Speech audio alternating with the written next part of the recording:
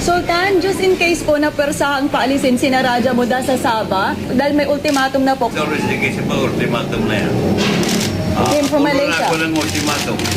I talked to my brother. Oh, paano? Umpisahan na namin ka? No.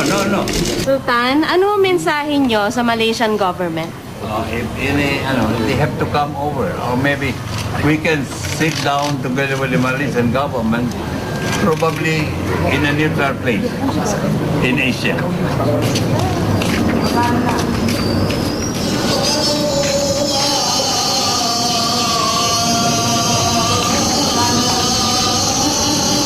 Kasunod nito, pumasok na sa moske ang sultan para magdasal. Allahu Akbar.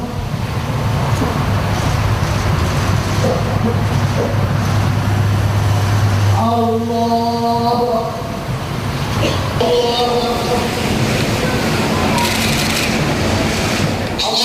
Kung tutuusin, hindi lang ang mga nangyayari noon sa Sabah ang kailangan niyang ipagdasal.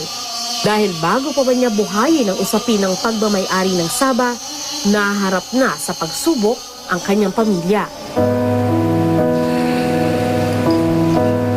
Siya na rin ang nagsabing matagal na silang nagtitiis sa hirap. Napaulisutan naman. Bakit po? Kasi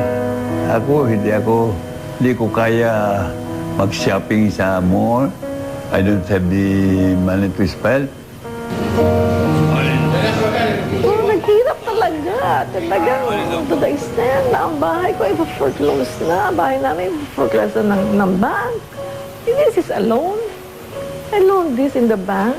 Pero with our sincerity and, truthfulness, I know God will just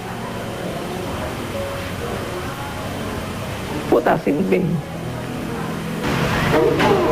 Pakiramdam na nakikita niyo po si Sultan na ganyan. Wala akong magawa. Very sad.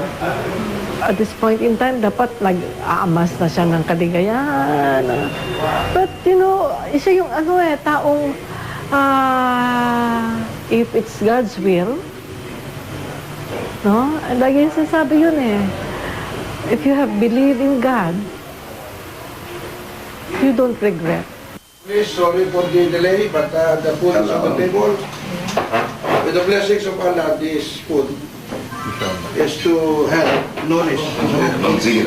May 9 na anak si Sultan Kiram, 3 dito sa pangalawang asawa.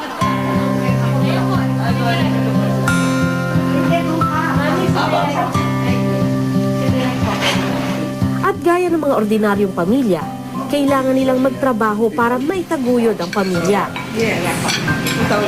Katuwang sa responsibilidad na ito ang 2 prinsesa ng pamilya, sina Dayang-Dayang Jaisel at Jahara.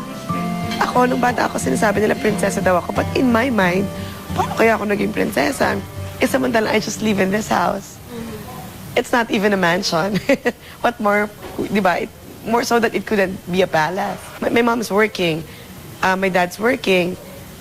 So parang in my mind, bakit ako sinasabing princess? Samantalang they're all working. Si Dayang-Dayang Jahara naman, isang call center agent. Parang bang buhay ng isang prinsesa na miyembro ng Kiram family? There's really nothing special about it. It's just siguro the name, saka yung dignity nung name namin. Pero if you ask us, normal lang kami. We're just ordinary people.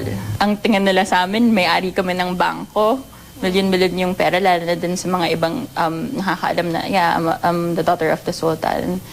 Pero hindi, actually, nagko-commute lang ako papunta ng office. Minsan nasushort din yung mom ko.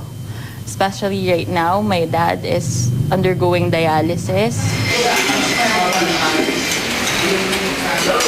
Bilang isang prinsesa, minsan na rin daw niyang pinangarap na maranasan ang marangyang buhay na kakambal ng titulo.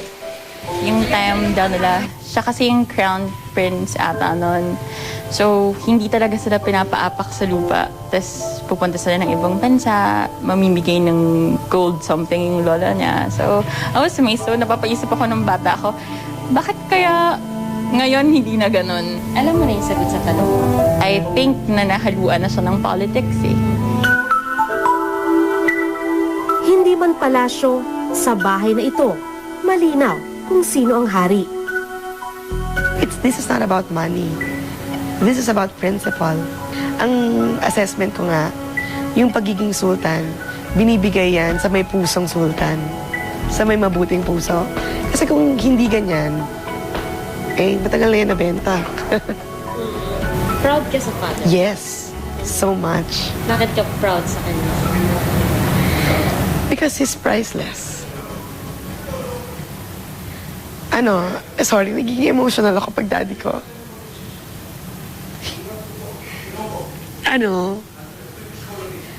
Grabe yung paghanga ko sa daddy ko.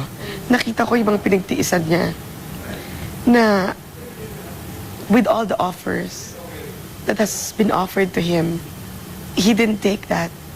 Kasi may lolo said that Sabah is never for sale. Sa panibagong laban ng kanilang buhay, muling masusubok ang tapang ng pamilya Kiram.